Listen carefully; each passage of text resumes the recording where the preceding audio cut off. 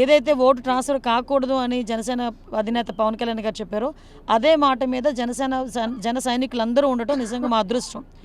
వాళ్ళు కానీ బీజేపీ వాళ్ళు కానీ ఈరోజు ఎక్కడా కూడా ఇబ్బంది లేకుండా మా అందరికీ సహకరిస్తున్నారు. మేమందరం కలిసికట్టుగా పోరాటం చేసి గెలిచి తీరుతాం. మొన్ననే మీ నియోజకవర్గానికి ముఖ్యమంత్రి వచ్చారు. ఈ మధ్య కూడా కామెంట్లు చేస్తున్నారు. మీ అధినేత చంద్రముఖి అని బచ్చా అని నన్ను అంటున్నారు. బచ్చా పవర్ ఏంటో 2024 ఎన్నికల్లో చూపిస్తానని కామెంట్ చేస్తున్నారు. విషయం ఏంటంటే ఏమీ నాకు ఎగిరెగిరి పడుతుందంట. వాళ్ళకి ఓడిపోతామన్న సంగతి తెలుసుకొని కోడికత్తి డ్రామాలు అయిపోయి బాబాయ్ హత్య అయిపోయింది. ఈరోజు గులకరాయి డ్రామాలు మొదలుపెట్టింది. రోడ్ల మీదకి వచ్చి జనాలు లేక ఏ డ్రామాలు ఆడాలో తెలియక గులకరాయి డ్రామాలు ఆడుతున్నారు వాళ్ళు చంద్రబాబు నాయుడు గారి గురించి మాట్లాడేటంత స్థాయి లేదు, అంత అర్హత లేదు. 2024 ఇప్పుడు June 4th బ్యాలెట్ ఓపెన్ అయిన తర్వాత ఎవరు సత్తా ఏంటో తెలుస్తుంది కదా. అంతవరకు వేచి చూడండి. ఎవరు బచ్చానో ఎవరు హీరోనో అన్నీ తెలుస్తాయి ఎవరికైనా.